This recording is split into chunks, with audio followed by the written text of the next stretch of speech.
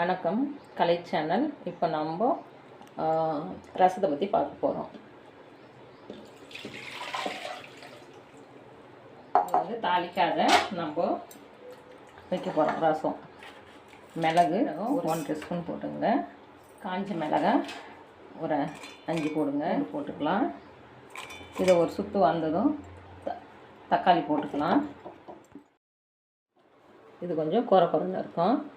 இப்போ இதில் நம்ம கறிவேப்பிலை, கொத்தமல்லி, உப்பு இது போட்டு நல்லா நம்ம கரைச்சிக்கலாம்.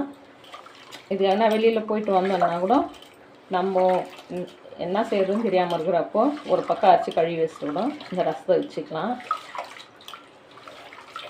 கரைச்சிட்டோம். இப்போ நம்ம ஒரு ஒரு ஒரு 4 பேருக்கு நம்ம செய்கிற பொருள் நம்ம போட்டுக்கிறோம். தண்ணி அதுக்கு நீட்டமாக வச்சுக்கலாம்.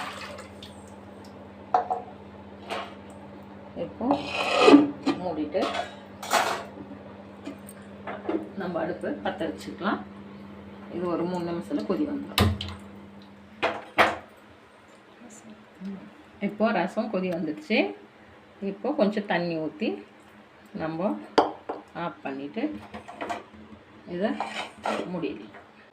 வாங்க சாப்பிடலாம். இந்த வீடியோ உங்களுக்கு பிடிச்சிருந்தா லைக் பண்ணுங்கள், ஷேர் பண்ணுங்கள், சப்ஸ்கிரைப் பண்ணுங்கள். அடுத்த வீடியோவில் சந்திக்கலாம்.